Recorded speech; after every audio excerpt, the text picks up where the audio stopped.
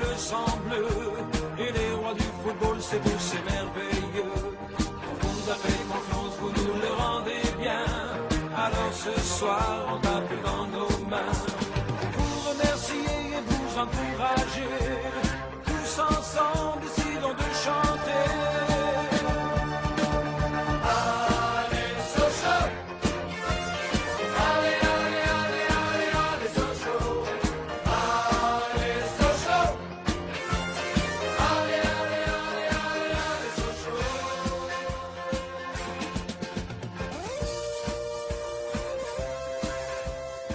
Bonsoir à toutes et à tous, bienvenue dans votre émission en Soyons Sport. On est ensemble de 18h jusqu'à 19h30 ou 20h, ça dépendra.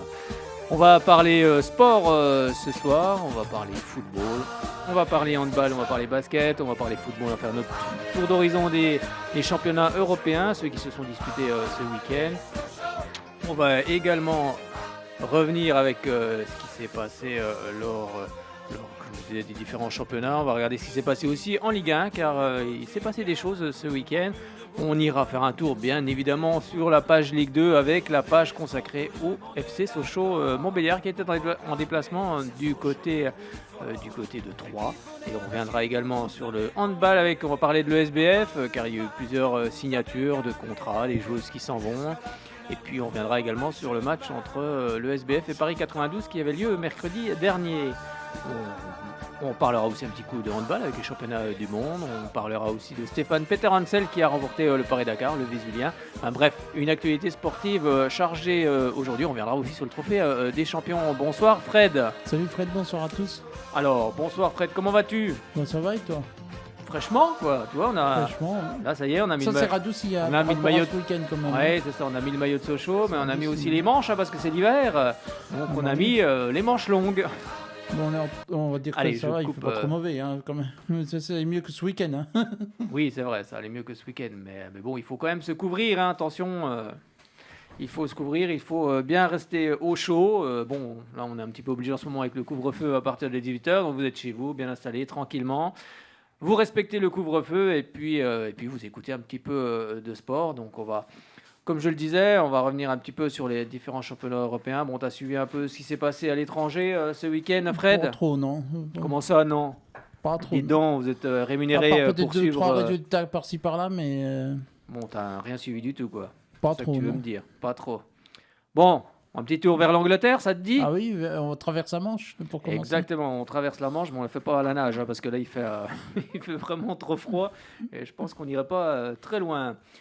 On va parler des résultats de ce week-end en Première Ligue. C'était la 19e journée, avec ce samedi Wolverhampton qui s'est incliné chez lui face à West Bromwich 3-2. Un match reporté entre Aston Villa et Everton.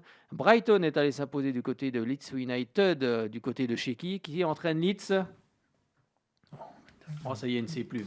Oh, bah, Qui entraîne Leeds ? Ah bah non, tu dois savoir. En plus tu dois le savoir. À un moment, je pense que si ta maman écoute, comme elle est supportrice de Marseille, bah, si elle écoute, Marcelo là... Bielsa, il le co. Ah oui, bien sûr. Du côté... Sa gassière comme... Oui, c'est ça, avec sa glacière. Et on va revenir également sur les autres résultats avec West Ham qui a battu Burnley 1-0. On a Chelsea qui est allé battre Fulham 1-0. Leicester City a battu Southampton 2-0. C'était pour les résultats de ce samedi. Ce dimanche, 3 rencontres au programme avec Tottenham qui est allé s'imposer du côté de Sheffield United 3-1. Pardon. On a également Liverpool, le choc entre Liverpool et Manchester United. Finalement, 0 partout dans cette rencontre. Et Manchester City s'est défait facilement de Crystal Palace 4-0. Et ce lundi, il y aura, c'est-à-dire aujourd'hui, il y aura la rencontre entre Arsenal et Newcastle pour clore cette 19e journée à partir de 21h. Allez, on passe du nord, on va au sud, donc direction forcément l'Espagne.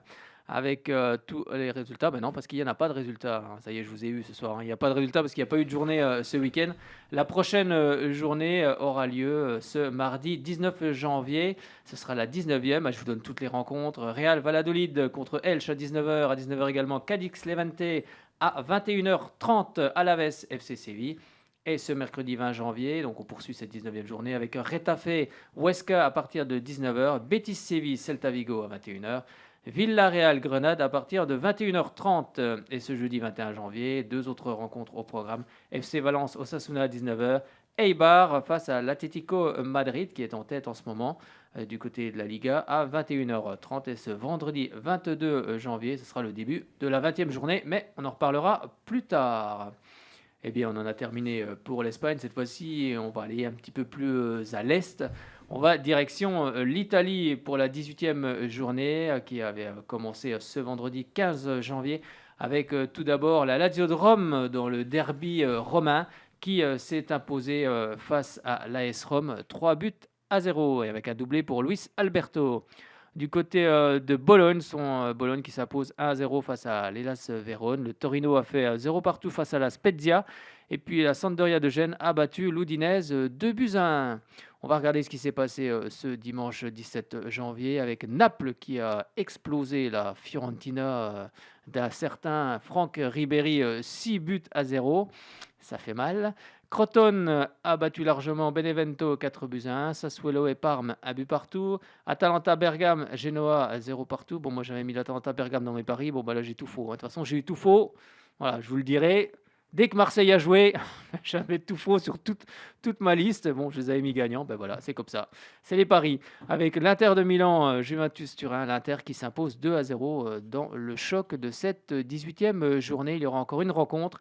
C'est ce lundi 18 janvier avec Cagliari qui rencontrera le Milan AC d'un certain Zlatan Ibrahimovic à partir de 20h45.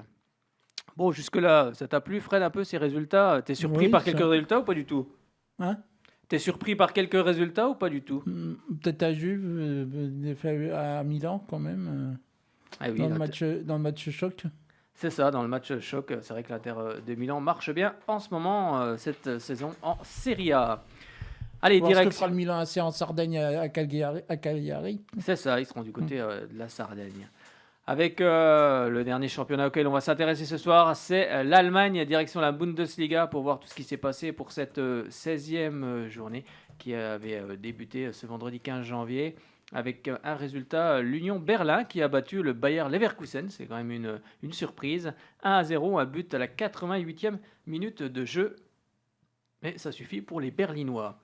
On va regarder ce qui s'est passé ce samedi également avec le Werder Brême qui a battu Augsbourg 2-0. 2 matchs nuls entre Hoffenheim, l'Armina, Bielefeld et puis le FC Cologne, Hertha Berlin, 0 partout.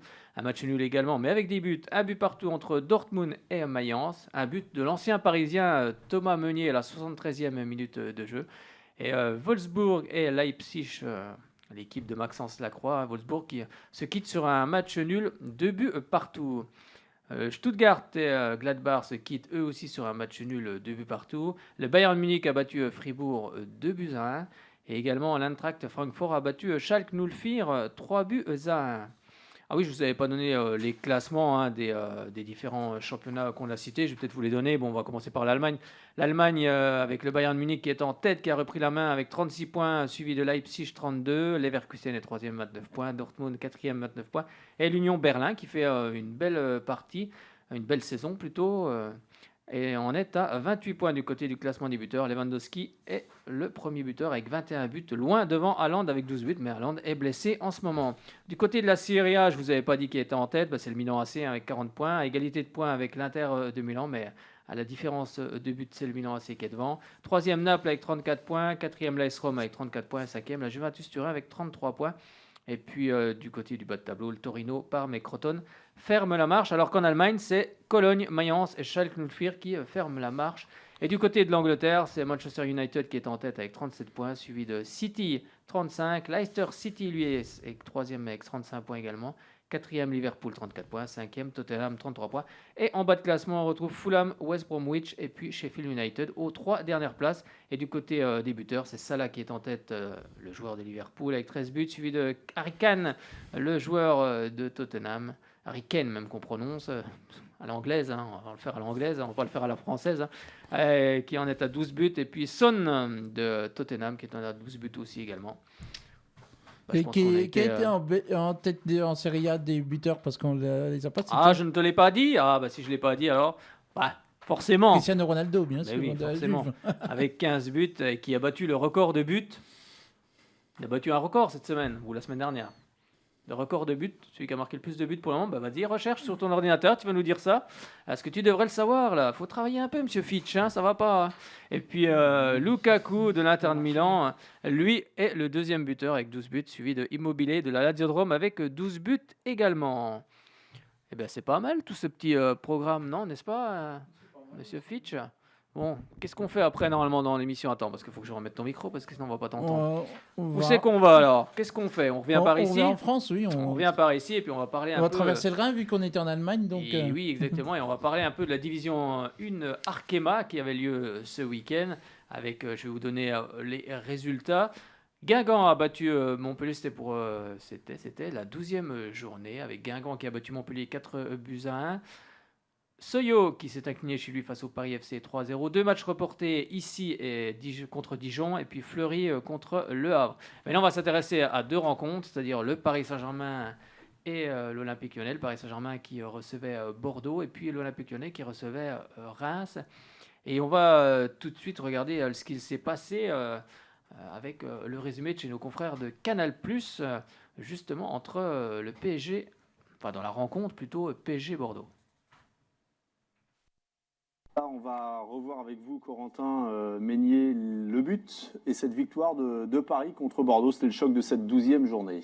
Oui, le Paris Saint-Germain qui a marqué en toute fin de première période grâce à Sarah Dabritz avec ce ballon mal dégagé par la défense bordelaise. Bien senti aussi par Perle Moroni au pressing qui vient gratter ce ballon. La frappe de Dabritz.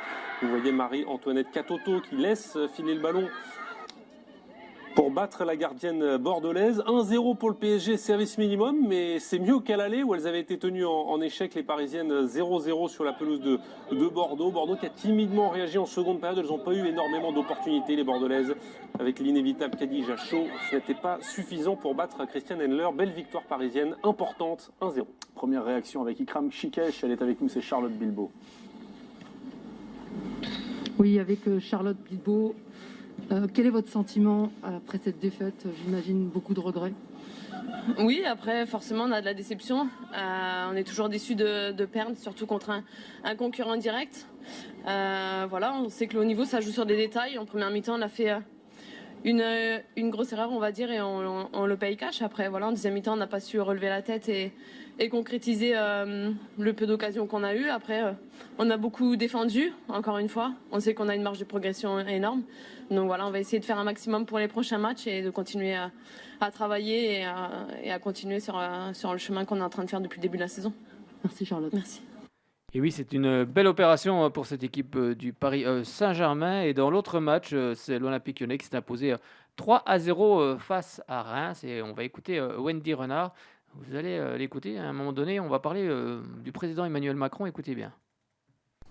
Wendy, la femme a tout faire de cette équipe parce que quand les attaquants n'y arrivent pas, vous êtes là avec un beau doublé de la tête. Hein. Je ne sais pas si c'est la femme à tout faire, mais en tout cas c'était important d'ouvrir le score. C'est vrai qu'il y a une belle équipe de Reims en première mi-temps qui nous a tenu tête. On a manqué de justesse dans les centres, de présence aussi dans la surface, donc c'était compliqué, mais on a essayé en deuxième mi-temps de mettre du rythme. Et on voulait marquer dans le premier quart d'heure, donc c'est chose faite. Donc voilà, je suis contente pour l'équipe et on redémarre bien notre année 2021. Le PSG a gagné d'un petit but. Donc voilà, la course-poursuite continue. Vous les avez, ils sont juste devant vous. Oui, après c'est à nous de travailler, de continuer à travailler et de faire, de jouer les matchs les uns après les autres. On sait c'est comme ça, le classement il est ainsi, donc c'est à nous, on sait ce qu'on doit faire pour si on veut apporter ce titre. Donc voilà, chaque chose en son temps. Nous, on travaille dans notre coin et puis comme je l'ai dit, chaque chose en son temps, tranquillement. Wendy, vous avez des nouvelles du président Emmanuel Macron? Ça fait un petit bout de temps qu'il n'a pas parlé de vous. Non, c'est un petit clin d'œil, mais c'est tellement sympa. Oui, c'est sympa. C'est vrai que c'était une surprise pour moi. Donc voilà, ça fait plaisir de voir que le chef de l'État vous rend hommage. Ça fait chaud au cœur, d'autant plus pour ma famille. Mais après, personnellement, le travail continue et ça me change. Vous êtes aujourd'hui l'une des personnalités les plus... Après ça c'est vous qui le dites. Non mais il y a eu des sondages. Vous qui le dites, mais moi je suis moi-même, je sais qui je suis, je sais, voilà, je continue à travailler. Je suis dans un club où j'ai la confiance de mon président, de tout le monde, de mon coach, de mes coéquipières, donc c'est le plus important pour moi. Donc après le reste. Vous l'avez encore prouvé ce soir. Merci Wendy. Exactement, merci. À bientôt. Mais oui, on l'adore, Wendy Renard, c'est une des personnalités préférées des Français, comme je disais, le journaliste, et il a entièrement raison. On va maintenant refermer cette... non, bah non, parce que je vous ai pas donné le classement quand même de la division Arkema pour le moment. On va quand même regarder qui est en tête de cette division. C'est quand même important. C'est toujours le Paris Saint-Germain qui est devant avec 34 points, suivi de Lyon 33 points. Troisième Bordeaux avec 23 points. Et en bas de classement, on retrouve en 11e position ici avec 6 points. Et puis Le Havre avec 4 points également. On va refermer cette division 1 Arkema. Et d'ailleurs, je vous encourage à regarder les rencontres car on passe vraiment de très bons moments. Et puis, on va ouvrir la page Trophée des Champions tout d'abord, car la semaine dernière, mercredi 13 janvier, il y avait la rencontre entre le Paris Saint-Germain et l'Olympique de Marseille qui s'est soldée par un 10e titre pour les Parisiens du nouvel entraîneur Maurizio Pochettino et son premier titre en tant qu'entraîneur du Paris Saint-Germain. Début signé Mauro Icardi, 39e minute. Mauro Icardi qui aura fait un gros match, il revient en forme l'attaquant parisien. Ensuite Neymar, 85e sur penalty. Et puis c'est Dimitri Payet, 89e minute, qui réduira le score. Bon, après la rencontre, André Villas-Boas dira que la meilleure équipe a perdu. Bon, allez, je ne vais pas forcément rejoindre tout à fait l'entraîneur marseillais, car l'équipe du Paris Saint-Germain est encore quand même un cran au-dessus. Mais cette équipe de Marseille se rapproche tout doucement. Mais il va falloir peut-être un autre actionnaire pour amener plus de fonds et puis recruter sans doute des joueurs avec un petit peu plus... que l'effectif soit un peu plus qualitatif pour pouvoir rivaliser avec cette équipe de Paris. Bon, tu as regardé ça un petit peu, le Trophée des Champions, Fred, Oui, moi, je suppose, avec ta maman supportrice de Marseille. Ah bah oui, on va regarder, évidemment. Bon, qu'est-ce qu'elle en a pensé alors? Elle a dû pester contre le penalty, non? Ça, Hein? on peut rien te cacher. Hein. Je pense. Bon, il y était quand même celui-là. Ah, c'est vrai. Il y était. Mais bon, après, c'est comme ça. Après, cette équipe de Marseille se rapproche un petit peu, oui, c'est vrai, mais ça reste encore compliqué. Il y a aussi des grands joueurs en face, mais ce serait bien aussi qu'il y ait peut-être un nouvel actionnaire avec de nouveaux moyens pour cette équipe de Marseille pour pouvoir rivaliser un peu avec cette équipe de Paris. Souvent des rumeurs de vente du club par Franck McCourt, le propriétaire, mais on ne sait toujours pas ce qu'il y a de nous. Bah, d'après ce qu'on dit, il serait vendeur, mais bon, après, pour le moment, le club lui appartient toujours et il n'a toujours pas vendu, donc c'est vrai que c'est un petit peu compliqué. Alors, on va regarder un petit peu les réactions. Et bien justement, on parlait de la progression de cette équipe de Marseille. Eh bien, moi, je vous propose d'écouter la réaction de Florian Thauvin qui lui dit on progresse.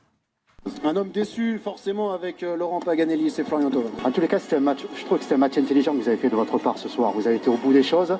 Vous avez montré deux visages, un visage attentiste pour défendre et bien défendre cette équipe de Paris. Et après, vous avez joué. Tu vois, qu'est-ce qu'il a manqué finalement? Il valait mieux ce premier visage ou ce deuxième visage ce soir? Non, je pense que ce soir, on a quand même, malgré la défaite, c'est rageant. Ouais. Réalisé quand même un bon match parce que d'habitude, on est tous regroupés derrière. Et on a très peu le ballon. Aujourd'hui, on les a pas mal embêtés quand même dans notre pressing. Ils ont eu du mal à la relance. On s'est créé des occasions. On a marqué un but dans le jeu. Malheureusement, on prend un penalty qui nous fait mal. Mais là où on peut en tirer du positif, c'est que les années elles passent et je trouve qu'on leur tient plus tête. Donc il va falloir continuer à travailler jusqu'à ce qu'on arrive à... voilà, on a créé la victoire au mois de septembre. Aujourd'hui, on n'a pas réussi à le faire. Mais on progresse et c'est ça le plus important. Merci Flo, merci à toi, Seko. C'était Florian Thauvin qui lui parle de progression de cette équipe de Marseille. Et on écoute le défenseur Boubacar Kamara qui lui n'est pas forcément sur la même longueur d'onde. Vous allez un petit peu écouter, décrypter ce qu'il interprète de cette rencontre. La gentillesse de venir après évidemment une grosse déception ce soir. D'abord, est-ce que le score est logique, ce 2-1 pour vous, cette défaite ce soir? Non, je pense pas.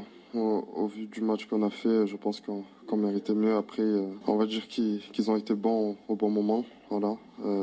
Ils nous ont piégés et on est tombé dedans. Maintenant, il faut vite rebondir sur le championnat. Pourtant, vous estimez que l'OM a fait un bon match. C'est ce qu'on a dit, nous, dans les commentaires. Finalement, ça se joue à peu de choses, ce match, selon vous? Comme tout match, ça se joue à des détails. Et les détails n'étaient pas en notre faveur. Donc voilà. On était présents, on était dans l'impact, on essayait d'aller les chercher. On s'est procuré des occasions, mais il nous manquait cette finition. Ouais, et pourtant, ce but, à la fin, on a l'impression que tout peut se passer après le but.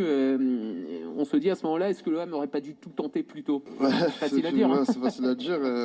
C'est plutôt dur à faire contre une équipe comme ça qui a la possession du ballon. Après, notre réveil est très très tard, mais on a vu qu'après ce but, on s'est procuré encore une ou deux occasions. Donc voilà, il faut vite rebondir.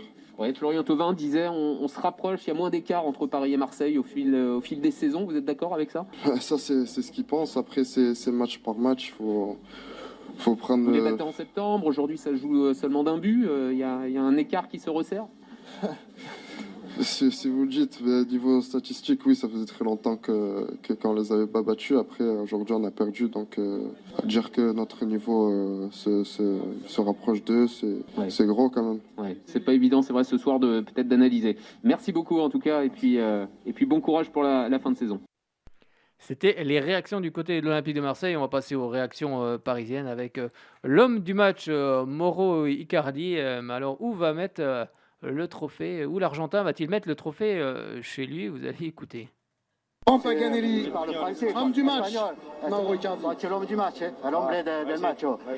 Muy contento, sí, Sí, muy contento, la verdad que muy contento de volver después de 2 meses. Je suis très content de faire mon retour après plusieurs mois sans jouer à cause d'une blessure. J'ai fait mon retour la dernière fois avec un but et une passe décisive. C'est important de gagner une finale. Content pour l'équipe, content pour lui, il a marqué un but, c'est ça le plus important. Un trophée de plus, tu es content, tu marques des buts, le penalty, c'est grave. Non mais tu as retrouvé le sourire c'est ça. Le tire la traversa, travesaño ya también el primer tiempo, pero bueno. La transversale la première partie, je suis content pour le but, pour l'équipe. On a fait des sacrifices aujourd'hui pour gagner, c'était très important pour nous. Il y a quelqu'un qui fait la traduction ou pas? Il a dit Laurent qu'il était très heureux et que c'était le sacrifice de l'équipe. C'est moi qui l'ai fait. Non, c'est ça. Non, mais on disait que tu es heureux parce que tu as eu ton tir sur la barre, tu as eu le penalty, la frappe, la victoire au bout. Ce que je disais, tu as trouvé le sourire. Tu souris, c'est bien. Parce que tu aimes Paris, tu aimes jouer à Paris. Je sais, tu aimes marquer des buts. Tu es un grand attaquant, tu es un grand jugador. Eso es lo importante para un delantero, obviamente. C'est important pour un attaquant de marquer des buts. Il faut aider l'équipe en marquant des buts. C'est le travail d'un attaquant. Et quand j'ai la possibilité de le faire, je le fais. Surtout dans une finale, c'est encore mieux, c'est plus important. C'est ce qui compte au final. En tous les cas, c'est pour toi, c'est pour toi. Tu la gardes, Tu vas la mettre où? À la maison? À la maison? Merci. Grazie mille. Grazie mille. Bravo, grazie. Bon, vous avez entendu, il voulait garder le trophée, bien évidemment, il va le garder, mais il voulait, comme le dit Laurent Paganelli, il voulait le mettre dans sa maison, mais il n'a pas de maison, donc forcément c'est un petit peu plus compliqué, mais il va bien trouver un petit coin pour mettre ce beau trophée. On va maintenant s'intéresser à un autre homme important du Paris Saint-Germain, c'est Marquinhos, qui fêtait son 300e match avec le club parisien, et vous allez l'entendre, il remercie également Thomas Tuchel pour ce qu'il lui a apporté, et puis également Mauricio Pochettino. On l'écoute. Pas avec le foot. Et voilà, aujourd'hui c'était le cas. On a réussi à faire 2-0. Marseille qui insiste et fait 2-1. Je pense que c'était un bon match pour tout le monde de regarder.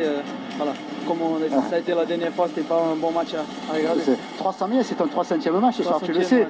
Tu vas arrêter, après c'est fini, on m'a dit qu'il allait à la retraite. non, parce qu'à force de reculer, milieu derrière, tu vas finir gardien de but. Non, ça va, je suis jeune encore. Ouais, non mais c'est bien. On a encore pour faire quelques matchs. Ouais, je vois que tu te régales, que ce soit derrière ou au milieu. Voilà, tu aimes cette équipe-là, on voit que tu te régales. Ouais, c'est vrai, c'est un plaisir d'être sur le terrain, d'aider mes coéquipiers, de pouvoir donner un maximum pour qu'on puisse gagner les matchs, gagner des trophées. C'est ça que je suis venu ici à Paris pour faire ça. Et voilà, c'est ma histoire ici et j'essaie de toujours de continuer encore plus. Bon, ça va, le football, j'ai vu que vous avez changé d'entraîneur, c'est une autre étape, c'est autre chose. On voit que c'est le jeu aussi, il y a du jeu derrière. On sent que votre coach faire du jeu. Oui, c'est ça. Un nouveau coach, une nouvelle philosophie. Il y a eu des changements, mais petit à petit, il essaye de faire ces changements parce que c'est pas toujours évident de changer un coach en milieu de saison comme ça parce que tu n'as pas trop de temps de travailler et mettre sa philosophie en place. Voilà, lui c'est un coach exceptionnel, il parle beaucoup avec les joueurs, il explique bien ce qu'il veut. On remercie ce que Tuchel a fait pour nous ici, surtout pour moi. Je pense que j'ai bien progressé avec lui. Il m'a montré un nouveau niveau de football que même moi je ne pensais pas à attendre. Je suis content pour ça. Maintenant, voilà, une nouvelle étape pour moi, pour le PSG, pour notre nouveau coach. C'était Marquinhos, pardon, pas le gardien, non, pas après. Peut-être qu'à force de reculer, il se retrouvera dans les cages, comme le disait si bien Laurent Paganelli, ça peut arriver. Hein. On commence attaquant, on finit milieu de terrain, après on finit en défense centrale, puis après on finit dans les cages. Bon, c'est quand même assez rare qu'on aille aussi loin, hein, quand même pas dans les buts. Et puis on va écouter tout de suite le premier trophée pour le nouvel entraîneur du Paris Saint-Germain, Mauricio Pochettino. On l'écoute tout de suite. Oui, Mauricio, bravo. C'est votre premier trophée avec le PSG et face à l'OM. Vous ne pouviez pas rêver mieux, non? Non, después de 12 días en cargo, après 2 jours en tant qu'entraîneur, 3 matchs joués, 2 matchs de championnat et cette finale. Contre notre maximum rival. Et contre notre plus beau rival. C'est très important d'avoir gagné. Et je répète encore, plus que le trophée, c'est l'honneur, la fierté. C'est ça l'important pour nous, pour nos supporters, pour nos joueurs, gagner ce type de partie. Et je suis très content pour ça. Est-ce que vous avez le sentiment que votre équipe commence à adhérer à votre style, à vos demandes? Oui, petit à petit. Ça fait peu de jours que je suis là. Nous avons fait beaucoup de préparation. On a peu de temps pour s'entraîner.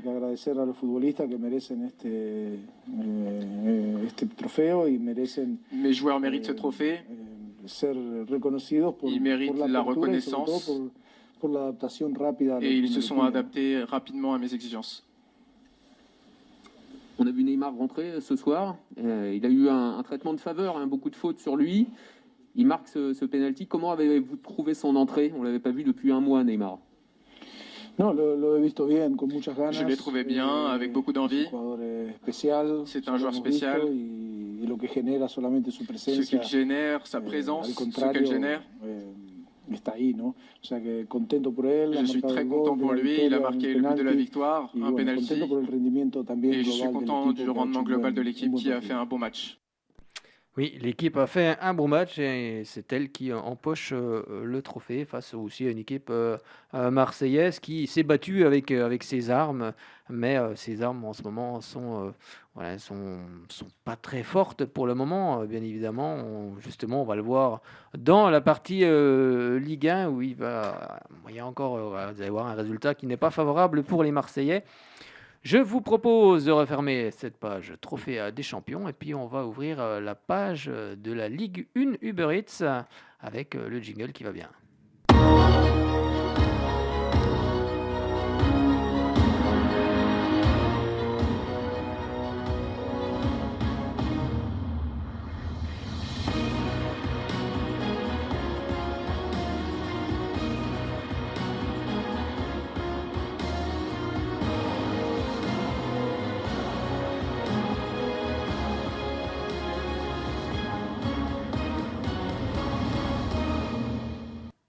Bon, Fred, est-ce que tu as suivi un peu la 20e journée en Ligue 1 ce week-end?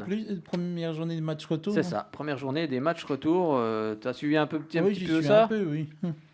Bon, je pense que maman elle a dû crier encore sur. Ah bah là pour l'OM. Pour l'OM, on en parlera tout à l'heure. On va pas faire trop de. Oui, on va pas trop. On va pas trop superviser un club même si on a parlé d'un trophée des champions. Nous on supervise tous les clubs. On supervise tous les clubs et puis forcément on est un petit peu plus chauvin pour nos clubs de la région, c'est un petit peu normal. Et on va regarder un peu ce qui s'est passé déjà avec le match avancé de ce vendredi entre l'AS Monaco et Montpellier, deux équipes en forme en ce moment, avec Montpellier qui a peut-être un peu plus de mal du côté de la Mosson. Et ça va, en tout cas c'est ce qui va donner raison aux Monégasques avec cette victoire du côté de Montpellier. 3-2. Alors, il faut savoir que Monaco menait tout d'abord par Kevin Volland à la 24e minute de jeu. Ensuite, un doublé pour Wissam Ben Yedder à la 35e et puis 61e sur penalty. Monaco mène alors 3-0. Bon, on se dit que le match à 3-0, c'est gagné. Sauf que la Ligue 1 est compliquée par moments avec Wai qui, à 64e minute de jeu, va marquer le premier but pour Montpellier, 3-1. Ensuite, c'est Andy Delors, 69e, qui marque 3-2. Alors après, on se dit que le match va peut-être être relancé. Et les Montpelliérains ont tout fait, en tous les cas, pour obtenir ce match nul, voire plus. Mais on va en rester là. C'est Monaco qui prend les 3 points. On va écouter tout d'abord la réaction du buteur, Andy Delors, qui lui dit si on veut être européen, il faudra faire plus. Et Niko Kovac, l'entraîneur de cette équipe de Monaco, on a bien débuté en menant 3-0, mais en Ligue 1, une rencontre n'est jamais terminée. On les écoute tous les deux. Certains diront il n'y a rien d'infamant de perdre contre une équipe pareille. Votre sentiment à l'issue de ce match? Ouais, j'ai un peu les boules. Après c'est mitigé parce que faisant une entame de match comme ça, c'est sûr qu'on se rend le match compliqué, où on n'est pas présent dans les duels, où on perd beaucoup de ballons, où on n'est pas dangereux parce qu'on n'arrive pas à sortir bien le ballon et à trouver, être dangereux offensivement. Mais après des regrets parce qu'on le voit, dès qu'on joue, on peut faire mal à n'importe qui. Et je pense qu'à la fin, si on revient à 3-3, c'est pas volé. Mais voilà, ils ont un très bon gardien qui fait l'arrêt qu'il faut quand il le faut. À 3-0, quel état d'esprit a animé l'équipe? C'est compliqué, on l'a vu en tout cas il y a quelque chose de bien, c'est que si on peut prendre quelque chose ce soir, c'est l'état d'esprit de revenir. On a failli revenir au truc, mais bon, moi c'est pas ça, je m'en bats un peu les couilles. Donc moi ce que je veux, ce qu'on veut nous, c'est des points et voilà, reprendre confiance, et c'est ce qu'il faut qu'on fasse, sinon voilà, on pourra pas espérer mieux que ce qu'on attend. Bien sûr, je ne vais pas le cacher, c'est l'Europe, mais aujourd'hui, on doit penser à renouer avec la victoire avant de penser à l'Europe. Congratulations, Nico, on the third win in a row. 5 games without losing now. 3 points away from the podium. How do you analyze your great form, actually? Comment vous analysez votre bonne forme, 3e victoire de suite? Yeah, first of all, thank you for the congratulations. So, I think my team played till the 3-0 very good. So we played away in Montpellier. It is not easy. So we did it very well. But after the last, I would say, 30 minutes, it was not that what I expected. I think the guy thought, okay, the game is over. But you see, in Ligue 1, the games are not over till the referee is not whistling the last whistle. So, okay, we are happy. We have now 8 points in front of Montpellier. This was our ambition today, and we did it. L'équipe a très bien joué jusqu'au 3-0. C'est pas facile de se déplacer à Montpellier. Après les 30 minutes suivantes, les 30 dernières, c'est pas ce qu'il attendait. Les joueurs ont pensé que le match était fini, mais c'est jamais le cas en Ligue 1.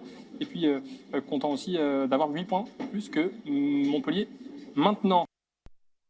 C'était le buteur, Andy Delors, et puis également Niko Kovac, l'entraîneur, le AS Monaco. Monaco qui fait une très belle saison pour le moment. On va maintenant s'intéresser aux rencontres qui avaient lieu ce samedi. Il y en avait 2. Tout d'abord, à 17h, l'Olympique de Marseille qui recevait Nîmes. Alors, quelques jours après le trophée des champions, on disait que peut-être que Marseille avait peut-être pas encore la tête à l'endroit. C'est toujours compliqué quand on vient de perdre un trophée dans la semaine. Et ils vont se faire surprendre, ces Marseillais, par cette équipe de Nîmes. Avec tout d'abord, en 3 minutes, cette équipe de Nîmes a marqué 2 buts par le Suédois Eliasson, 55e et 58e minute de jeu. Finalement, Benedetto à la 85e réduira le score pour cette équipe de Marseille, mais ça ne suffira pas. Les Nîmois s'imposent dans cette rencontre. On va écouter la réaction d'Alvaro González.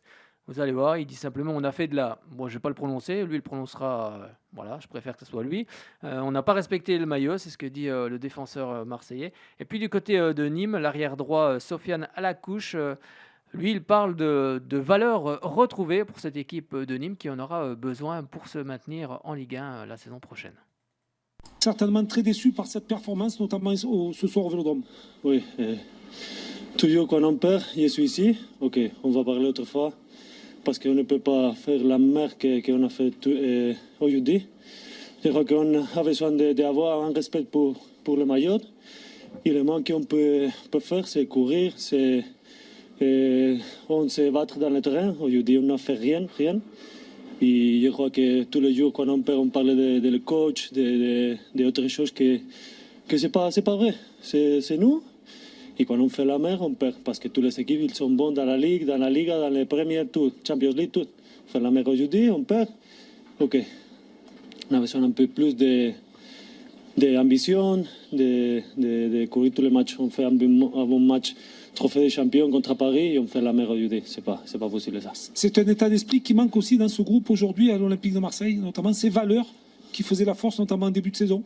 Oui, on ne peut pas faire avec tout le respect de Nîmes. Nous sommes l'Olympique de Marseille, on se bat pour être dans la Champions League. Et on peut faire ce type de match. Et c'est pas combien de fois on a frappé à but. Je crois qu'on a besoin de faire un peu plus. Et c'est pas possible. L'an dernier, on a fait avec les mêmes joueurs, autre type de match, le même coach. C'est pas une excuse, c'est toujours le coach. On a joué aujourd'hui avec une équipe, avec, je sais pas, si on regarde les joueurs, je crois que tout le monde dans son équipe, il veut ce type de joueur. Et autrefois, je suis ici pour parler quand on perd, parce que c'est pas possible de faire les matchs qu'on a fait aujourd'hui. Depuis la semaine dernière, on a retrouvé des valeurs. On n'a pas réussi à prendre 2 points la semaine dernière contre Lille. Là, on fait le même genre de match, solide défensivement. Sauf que là, on a de la réussite offensivement, et c'est ce qui marche, et ces 3 points, ils font du bien. Ça fait très longtemps qu'on n'a pas gagné, et on a besoin de prendre des points en ce moment, donc c'est bien. Alors justement, ça a été aussi le discours tenu par votre entraîneur Arpino, notamment l'esprit combatif que vous aviez perdu pendant un petit moment. C'est ça, on l'avait perdu depuis un moment, on se retrouvait même plus nous-mêmes, et là, ça fait plaisir, on est tous contents, on s'est tous déchirés sur le terrain, et ça fait du bien. Et ça fait du bien ce que disait Sofiane à la couche. Et je crois qu'il y a des infos également du côté de Marseille, des infos mercato avec l'OM qui touche au but pour Arkadiusz Milik dans le cadre d'un prêt de 18 mois avec option d'achat. À la recherche d'une alternative à l'Argentin Dario Benedetto, c'est ce que disent nos confrères de chez Maxi Foot. L'OM se trouve en effet sur le point de parvenir à ses fins en attirant un buteur qui figurait tout en haut de sa liste, Arkadiusz Milik. Le joueur a 26 ans. C'est RMC qui nous apprend ça, que le club phocéen et Naples ont quasiment trouvé un terrain d'entente au sujet d'un prêt de 18 mois avec une option d'achat. Il s'agirait d'une opération estimée à 8 millions d'euros avec des bonus fixés à 3,5 millions d'euros selon les résultats de l'OM. Désormais, les 2 parties cherchent à finaliser ce deal avec le pourcentage à la revente accordé aux Napolitains. Donc c'est en très bonne voie. Donc Fred, dis-nous en plus sur les clubs tout au long de cette Ligue 1. Dans l'actualité mercato, si tu vois des choses, n'hésite pas à me couper la parole et puis à me faire signe que je te donne la parole justement et que tu nous dises un petit peu toutes tes infos. Allez, on part direction Angers qui recevait le Paris Saint-Germain. Comme on disait, Paris Saint-Germain victorieux dans le trophée des champions, mais qui a eu du mal dans cette partie car les Parisiens n'ont inscrit qu'un seul but à la 70e minute. Oui, Fred, tu voulais? Oui, je vais te parler pour ce que tu es revenu pour le joueur marseillais. Vas-y. Alors, selon un média italien, le média italien Scala Italia a annoncé un accord très proche entre l'OM et Naples pour l'attaquant Milik. Oui, Arkadiusz Milik. Arkadiusz Milik. Désolé parce que j'aurais du mal à le prononcer. C'est vrai que c'est pas évident. Une information confirmée par nos confrères d'RMC. En effet, les formations ont quasiment trouvé un terrain d'entente pour un prêt de 18 mois avec une option d'achat, comme tu disais. Eh bien, il faut espérer que cet attaquant marque des buts pour cette équipe de Marseille. Il s'agirait d'une opération estimée à peu près 8 millions d'euros avec des bonus fixés à 3,5 millions selon les résultats du club phocéen. D'accord, ça marche. C'est ce que je disais il y a quelques minutes. Donc, n'hésite pas à me couper la parole pour d'autres clubs, d'ailleurs, entre Angers et Paris Saint-Germain. Peut-être qu'il y a des infos. Et apparemment, toujours au niveau de l'OM, André Villas-Boas aurait menacé de s'en aller, quoi. Bon, comme ça chauffe du côté de Marseille, c'est ça que tu veux me dire. Bon. Tout à fait, oui. On va, n'hésite pas à me couper la parole pour les autres clubs. Là, on va du côté d'Angers, comme je vous le disais, avec les Parisiens qui s'imposent juste 1-0 grâce à Lewin Kurzawa, une reprise de volée dans la surface. Et c'est un seul but, 70e minute de jeu. Les Parisiens ont eu du mal sur un terrain très compliqué, il faut le dire aussi également, pas évident de jouer, mais Angers a eu aussi des occasions dans cette partie, ils auraient pu aussi marquer. C'est ce que dit Romain Thomas. Il parle, voilà, il revient sur le fait que cette équipe d'Angers a eu des occasions, mais on ne marque pas. Ils ont une demi-occasion et ils marquent. Et c'est aussi la réussite des grandes équipes. Et puis Keylor Navas qui parle justement du travail avec Mauricio Pochettino. On va les écouter tous les deux. Est-ce que ça s'est joué à peu de choses selon vous, ce match? Oui, comme souvent contre eux, contre les grandes équipes. Demi-occasion, notre gardien n'a pas eu grand-chose à faire sur l'ensemble du match, et puis il y a but, quoi. Nous, on doit... le nombre de situations qu'on se crée quand même contre eux, c'est dommage qu'on n'arrive pas à marquer un but qui nous aurait fait le plus grand bien. Ouais, il y a le tournant, c'est peut-être cet arrêt de Navas sur la ligne, à 1-0, après ouais, c'est magnifique, plus pareil. c'est vrai. Il fait un bel arrêt, mais on en a quelques-unes en première. Il y a aussi une frappe de contrée là, qui passe juste au-dessus de la barre de Stéphane Bauken. Bon. On n'est pas loin, je pense que c'est un des matchs où on est le plus proche contre eux, mais il manque encore un petit quelque chose. Ouais, genre le petit quelque chose qui manque, c'est ça qui est le plus frustrant finalement. Vous vous dites on fait presque jeu égal et au final ça bascule toujours du même côté. L'efficacité au niveau, c'est ça. Malheureusement, nous on a concédé un but. On a fait beaucoup de bonnes choses quand même. Bon, je pense que le terrain les a pas aidés non plus, mais on avait bien préparé le match. Dommage qu'on n'arrive pas à ouvrir le score parce que je pense que ça aurait été mérité sur l'ensemble de la rencontre. On savait qu'ils allaient marquer eux. Donc dommage qu'on marque pas, ça aurait fait le match nul. Bon, merci beaucoup. Merci. Mauricio Pochettino, on sent qu'il a apporté quelque chose, c'est vrai, depuis qu'il est là. Qu'est-ce que vous aimez, vous, chez Mauricio Pochettino? Bueno, yo creo que nosotros tratamos de adaptarnos a la idea de. On essaie de s'adapter à ces idées. En este momento es con Mauricio que estamos trabajando. Et à ce moment-là, on travaille avec Mauricio. On est très motivé. Los conceptos de bloque defensivo, de salir bien, de on essaye d'avoir un bon bloc défensif, d'être bon en transition. On arrive à appliquer ces idées et on va continuer comme ça. Tout va bien. Il faut continuer comme ça, continuer de travailler. C'est ça le football et tout va bien. Merci Keylor, bravo. C'était Keylor Navas, le gardien parisien. On passe cette fois-ci au match qui avait lieu ce dimanche avec tout d'abord à 13h Brest qui recevait Rennes. Et ce sont pourtant les Brestois qui ouvrent le score par quelqu'un qu'on connaît bien du côté de Sochaux, Franck Honora. 4e minute de jeu, mais c'est Benjamin Bourigeaud qui lui répond 3 minutes plus tard, 7e. Et c'est finalement Clément Grenier, 77e minute de jeu sur penalty et qui va donner la victoire dans ce derby breton au Rennais. On va écouter tout de suite la réaction de Romain Perrault, le défenseur de cette équipe de Brest. Il revient un peu sur l'arbitrage, mais il dit on ne va pas se servir de l'arbitrage pour trouver des excuses. Et puis Martin Terrier qui reste sur le fait que cette équipe de Rennes reste sur une dynamique positive. Dire forcément déçu, surtout que ça a été tendu vraiment jusqu'au bout avec de grosses occasions en toute fin de match. Ouais, vraiment frustrant. Je pense que aujourd'hui ça s'est joué à des petits détails. Voilà. En première mi-temps on touche le poteau, en deuxième la transversale. Je pense que ce match aurait pu basculer en notre faveur, mais bon voilà, aujourd'hui c'est un fait de jeu qui fait tourner le match, c'est un peu dommage, mais c'est comme ça, il faut l'accepter. Je pense qu'on a livré une belle bataille maintenant. Face à nous, il y avait une belle équipe qui joue les places européennes, donc on a tout donné, c'est bien. Ouais, et votre ressenti justement sur ce penalty? Peut-être qu'il y a faute, mais après j'ai un peu de regret parce que je pense qu'en première mi-temps, il y a une faute similaire sur Steve Mounier, donc j'aurais aimé que ça soit sifflé dans les deux camps. Maintenant, c'est difficile d'arbitrer, voilà, c'est comme ça, on va pas cracher sur l'arbitrage. Aujourd'hui, on aurait dû mieux faire et finir nos actions. Merci beaucoup. Merci. Vous réalisez un gros coup. Aujourd'hui, vous poursuivez votre très bonne série. Vous continuez d'être performant à l'extérieur et vous gagnez aujourd'hui dans un derby qui plus est. Oui, c'est vrai qu'on est dans une pente positive en ce moment. C'est bien, il faut surfer sur ça. C'était un match très difficile. Bref, c'est une équipe très performante à domicile. Voilà, on a réussi à les déjouer aujourd'hui. C'est très bien pour la confiance. Maintenant, on va se reposer et préparer le match de Lille la semaine prochaine. Oui, on a senti que c'était assez longtemps indécis dans cette rencontre. Est-ce que c'est ce penalty qui a fait tourner le match? Non, je pense pas. Ça aurait pu tourner des deux sens. On a vu qu'ils ont frappé beaucoup de fois les montants. On a été chanceux aujourd'hui. Il faut en profiter. Ça n'arrive pas tous les week-ends, donc très satisfait aujourd'hui. Ouais, donc tous les voyants sont en vert pour cette bonne dynamique et notamment, vous le disiez, avant d'affronter Lyon la semaine prochaine. Lille. Lille, pardon. Lille. Ouais, on fait plein de confiance, c'est bien. Et voilà, il faut surfer sur la bonne dynamique. On va quand même regarder ce qui n'a pas été parce qu'on était de nombreuses fois mis en difficulté, mais c'est bien parce qu'aujourd'hui on prend les 3 points.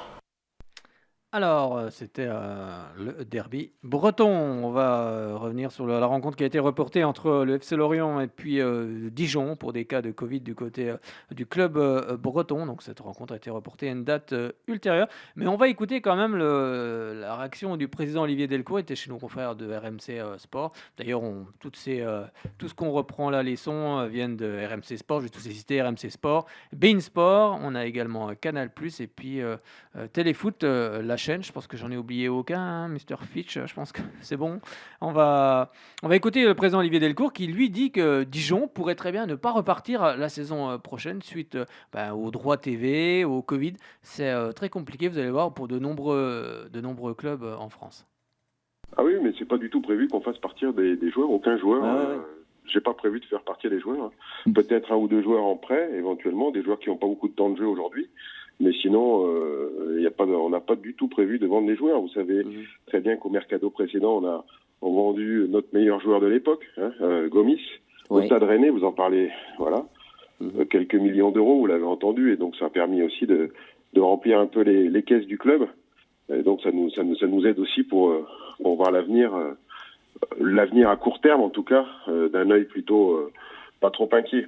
Mais l'avenir à long terme, ça sera plus compliqué, puisque ce que je disais tout à l'heure à un de vos collègues, c'est qu'un club comme Dijon, on est en capacité de tenir jusqu'à la fin de la saison financièrement, mais en mangeant toutes nos réserves qu'on a acquises depuis 6-7 ans. Donc c'est pas le but, c'est pas le but d'un club ou d'une entreprise. Voilà, mais bon, compte tenu de la situation, on va dire entre guillemets qu'il y a pire ailleurs. Ouais, donc vous pouvez tenir jusqu'à la fin de la saison, on est bien d'accord, même si le public ne revient pas dans les stades. Même si le public ne revient pas dans les stades, même si les droits télé, ça reste compliqué, mais j'ai bon espoir qu'à un moment donné, un accord sera trouvé avec un ou plusieurs diffuseurs. Après, c'est la Ligue qui se charge des négociations et des discussions, qui a beaucoup de travail là-dessus.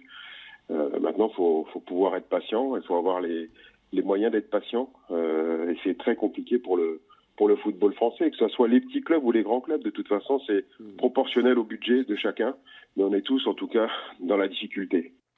On est tous dans la difficulté, ça c'est pour les clubs professionnels, mais les clubs amateurs, eux, sont encore dans une plus grande difficulté parce que les championnats sont carrément arrêtés et en plus ils ne peuvent rien faire, hein, parce que souvent les clubs amateurs organisent des lotos, organisent des choses à côté où ils peuvent récolter justement des fonds pour la saison, pour faire un tas de choses. Et puis là, c'est sûr qu'avec le Covid, les couvre-feux, les mesures sanitaires, tout s'est arrêté et c'est sûr que ça va être très très compliqué, encore plus pour le monde amateur en comparaison du monde professionnel. On va maintenant s'intéresser à ce qui s'est passé du côté du stade de la Beaujoire avec Nantes qui recevait Lens. Finalement, pas de vainqueur dans cette partie, un but partout. C'est Louza, 36e minute de jeu, qui ouvre le score sur penalty pour les Nantais. Et c'est Lens qui va égaliser en fin de partie avec Gaël Kakuta à la 81e minute de jeu. On en restera là.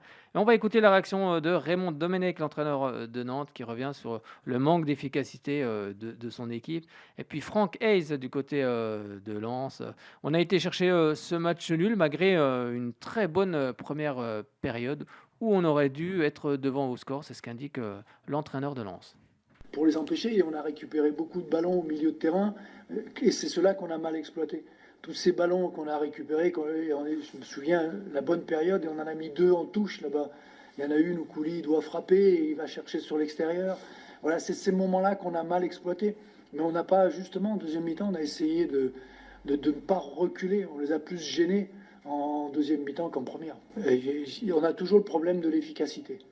Dans le jeu, dans l'organisation, voilà, je trouve qu'on a eu même peut-être plus de déchets aujourd'hui dans la gestion du ballon qu'on l'a eu à Montpellier, où on a été plus présent, plus juste dans le jeu. Non, mais c'est aussi ça l'efficacité. Ce que je disais dans l'efficacité, dans l'avant-dernière passe. Souvent on parle de la dernière, mais l'avant-dernière qui nous met en situation, Et tous ces ballons perdus au milieu parce qu'on se précipite, qu'on veut aller trop vite, qu'on veut trop bien faire. Pour le moment, voilà, c'est encore à corriger, c'est encore à améliorer, c'est vrai. Pour se créer plus d'occasions de but, il faut être plus juste dans les 2 passes qui arrivent avant la passe décisive. Coach, c'était important de stopper un peu l'hémorragie après ces 2 défaites. Voilà, on récupère quand même 1 point aujourd'hui de Nantes. C'est une belle prestation de vos 100 aujourd'hui. Je ne vais pas parler d'hémorragie parce que si à chaque fois qu'on perd 2 matchs de suite, il y a une hémorragie, il n'y aurait plus beaucoup d'équipes vivantes dans le championnat. Mais c'était important en effet en tout cas de casser la dynamique qui n'était pas la dynamique positive de résultat. Et ça c'est sûr. Et puis en même temps de faire un bon match. En tout cas, même si tout n'est pas parfait, parce que je pense que si ça avait été encore plus parfait, on l'aurait gagné. Mais je pense que ce point est largement mérité. Quelle est votre plus grosse frustration du match? Et peut-être cette première période où, voilà, en l'espace de 2 minutes, tout a complètement changé? Ouais, je pense que c'est une première mi-temps où c'est nous qui devons être devant, évidemment. D'une part parce qu'on a ce penalty, mais on a la main mise sur la première période presque tout le temps.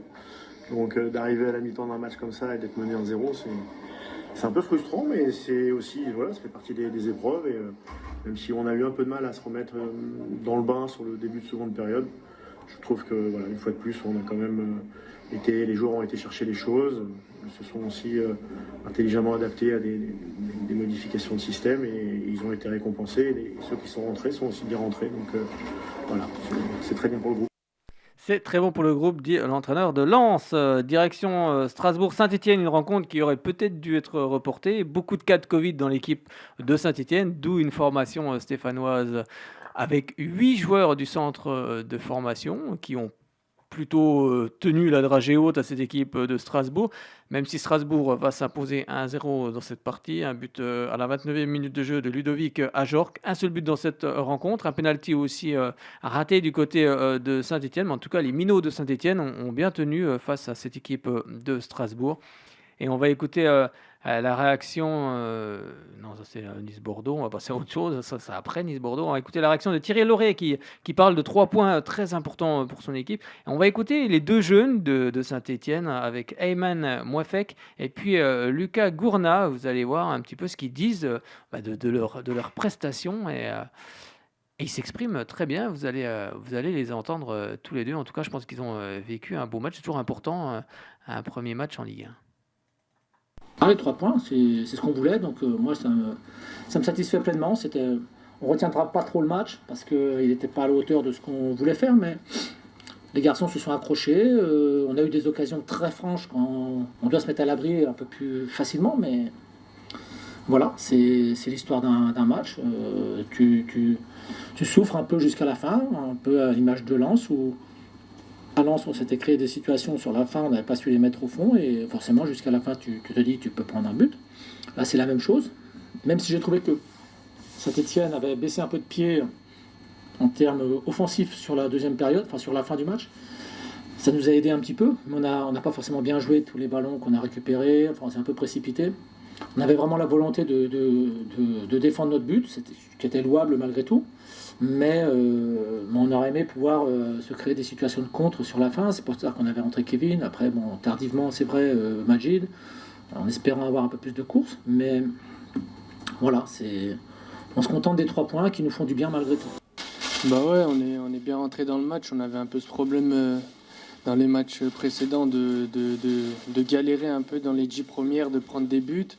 Alors que là, c'était tout le contraire. On a bien joué les 15 premières minutes. On allait de l'avant, on a mis de la pression. Après, on obtient un péno. Donc après, on loupe. Hormis ça, on a eu pas mal d'occasions franches. Après, c'est ça, on n'a pas su marquer direct alors qu'on aurait dû, alors que tu vois, on était dans un temps fort. C'est-à-dire, c'était à ce moment-là d'un peu d'enfoncer le match. On était déterminés et tous ensemble. Donc moi je le savais, après peut-être pas les autres, mais je savais qu'on allait bien débuter. On a joué ensemble pendant toute la formation, ça fait on se connaît pratiquement tous, on connaît le jeu. Donc c'est pas une surprise, tu vois. Donc on se connaissait déjà pas mal. Et puis voilà, on a beaucoup joué ensemble, donc on a nos petits automatismes, quoi. Ça fait plaisir de jouer à mon poste au milieu. Après voilà, je préfère milieu. Mais bon, après, ça me dérange pas. Le coach, il me met où il veut, que ce soit à droite, à gauche, milieu, c'est pas grave. Moi, je suis là pour jouer. Je vais surligner l'état d'esprit qu'on a affiché. Voilà, malgré les circonstances qu'on a eues durant toute cette semaine, on a montré un très bel état d'esprit durant ce match, face à une équipe de Strasbourg qui a bien joué son jeu. Et voilà, je suis très fier de mon équipe par rapport à ça. On est un groupe on est tous ensemble au quotidien. On essaye de bien vivre ensemble. Donc les anciens nous ont un peu épaulés, nous ont dit libérez-vous et ça se passera bien. Donc voilà l'image de l'équipe. On a fait un très bon match. Ce match-là, on était obligé de le faire par rapport à tous ceux qui ont été touchés, pour le club, pour la ville, pour les gens qui nous supportent. Voilà, on reprend mardi, mercredi. On va travailler, on va se remettre au travail. Il faut afficher le même état d'esprit qu'on a affiché durant ces 3-4 dernières rencontres. J'aime bien cet état d'esprit de ces jeunes joueurs. Le coach me dit de jouer ici, derrière, au milieu, derrière, devant. Je vais où me dit le coach parce que j'ai envie de jouer. C'est ça, ça révèle un très bon état d'esprit de ces minots de l'AS Saint-Étienne. On va maintenant s'intéresser à une autre rencontre, Nice-Bordeaux plutôt, et c'est Bordeaux qui s'impose largement cette partie à 3-0. Oui, des buts signés Wang Wei-Jo, j'espère que je prononce bien, 50e minute de jeu, le défenseur Paul Bess, 75e, et puis également Thomas Basic, 85e, qui parachève le succès des Bordelais en terre niçoise. On va écouter les réactions, tout d'abord celle de Adrian Urcia, qui dit comprendre l'inquiétude des supporters qui forcément n'ont pas dû être très satisfaits du rendement de leur équipe et surtout du résultat. Et également, vous allez entendre Paul Bess qui a prolongé son contrat avec les Girondins de Bordeaux. Donc, comme dit le journaliste, il dit prolongation et but, tout est parfait. On les écoute.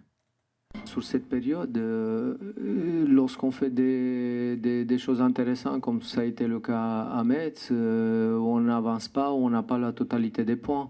On n'a qu'un petit point par-ci par-là.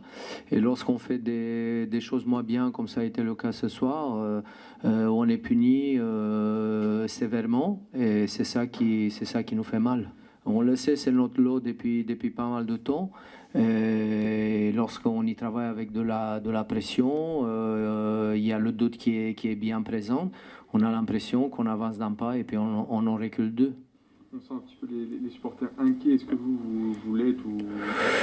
C'est tout à fait, c'est plus que normal qu'ils soient inquiets, qu'ils soient mécontents. Nous, on est aussi les premiers à être mécontents par rapport à ce qui se passe, à la situation. Malgré tout ce qu'on veut bien dire, il y a eu, sur tous les autres matchs, il y a eu, excepté peut-être le match contre Lorient, il y a eu toujours des périodes très intéressantes et puis essayer de s'appuyer sur ça. Il s'agira de continuer d'avancer malgré la difficulté de la tâche et surtout pas abandonner et rester serein. Mais je dirais plutôt que serein parce que c'est difficile de rester serein, de rester lucide en faisant des bonnes analyses et puis en essayant de corriger après avec les entraînements. Titre personnel, ça faisait un petit moment que tu n'avais pas marqué. Début d'année parfait finalement, tu prolonges ton contrat, tu marques. Est-ce qu'il faut demander au président de prolonger encore pour marquer Lucas Chouja? Je vais lui demander, parce que comment c'est jamais. Pourquoi pas? Franchement, dans le foot il se passe tellement de choses. C'est vrai. Et c'est vrai que je suis content. Je commence l'année je pense, la meilleure des manières à un titre individuel. Et à titre collectif, franchement, c'est cool. J'ai envie de continuer à arriver tous les matins à avoir la banane, à prendre du plaisir. Et ça, faut que ce soit permanent. Et tous les jours, faut qu'on soit heureux de se retrouver, de jouer ensemble, de travailler ensemble, de faire les efforts ensemble. Et des bons résultats, ça passera par là. Et oui, Paul Bess qui a vécu aussi des moments compliqués dans sa carrière et qui revient très fort en ce moment. Direction Lille. Lille qui recevait Reims et victoire lilloise 2-1. Des buts, pourtant c'est tout d'abord Reims qui va ouvrir, ce sont les Rémois qui vont ouvrir le score par Harbert Zenali, 36e minute de jeu. Et Reims mène à ce moment-là 1-0. Et finalement, Jonathan Bomba, 48e minute de jeu, va égaliser pour cette équipe de Lille avant que Jonathan David, 90e, ne donne la victoire à cette équipe de Lille. Ça va lui faire du bien. En plus, à l'attaquant lillois qui avait un petit peu de mal en ce moment. Eh bien, on va tout d'abord lire la réaction de David Guillon, l'entraîneur de cette équipe de Reims, qui lui dit on a été pénalisé avec 2 erreurs individuelles, notamment la première qui a remis les Lillois dans le jeu. Il faut vite apprendre et garder cette concentration. Notre première mi-temps était très cohérente. Lille n'avait eu qu'une opportunité sur coup de pied arrêté juste avant la mi-temps. Donc c'était logique qu'on mène. On a eu des opportunités, des espaces et on aurait dû aller chercher ce deuxième but. On a subi en fin de match. On n'a pas su garder le ballon. Il y a eu beaucoup de choses intéressantes. On a réussi à faire douter un prétendant au titre. Cette équipe avance, progresse. Donc il faut continuer à corriger ces petits détails. Et tout de suite, on va écouter Jonathan David et on lui pose la question. Alors les Lillois vont-ils jouer le titre ? Réponse. Iceman, paraît-il, félicitations pour ce but. Alors celui-là, il vient de loin. Ouais, bien sûr, parce qu'on revient d'1-0. On voit ça très important pour rester en haut du classement. Et on la voulait vraiment. Après, quand on a égalisé, on a senti qu'on pouvait aller chercher la victoire. Et c'est ça qu'on a laissé. On s'est battu tant qu'on a la victoire. Alors personnellement, vu votre saison marquée, il n'y a rien de mieux qui puisse vous arriver. Bon, bien sûr, comme attaquant, on veut toujours marquer. C'est ça le boulot. C'est pour ça qu'on est dans l'équipe. Pour marquer, pour que l'équipe va gagner. Est-ce que les joueurs lillois se disent entre eux, honnêtement, bon là, on joue le titre? Non, on ne dit pas ça. Tout ce qu'on essaie de faire, nous, c'est on essaie de gagner le plus de matchs possible pour voir où on va être à la fin de la saison, c'est tout. On ne se met pas de pression, on joue pour gagner, c'est tout. On joue pour gagner, mais quand même avoir une petite idée derrière la tête. Hein. Bien sûr qu'ils vont jouer le titre, les Lillois. Ils sont dans le groupe de tête en étant à la deuxième position. Dernier match avec Lyon qui pouvait reprendre en tout cas sa première place aux Parisiens. Au Paris Saint-Germain en s'imposant face à Metz. Mais voilà, tout n'a pas tourné dans le bon sens, cette équipe de Lyon qui a manqué, on va dire, de vivacité, d'efficacité devant le but avec pas mal d'occasions, de tirs, mais de tirs pas cadrés.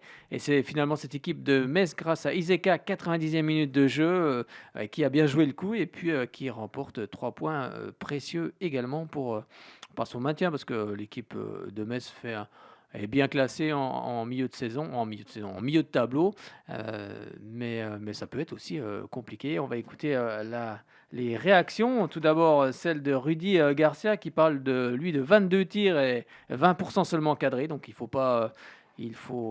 donc se dire que c'est pas possible d'avoir autant de déchets. Et Frédéric Antonetti, vous allez voir, il revient sur la VAR qu'il y a un but qui n'a pas été accordé à Karl Toko Ekambi. Oui, c'est surtout une défaite au goût amer, parce que je pense que, bien évidemment, elle n'est pas méritée au vu de ce qu'on a produit. Maintenant, on peut s'en prendre qu'à nous-mêmes parce qu'il faut faire un peu plus et un peu mieux, surtout.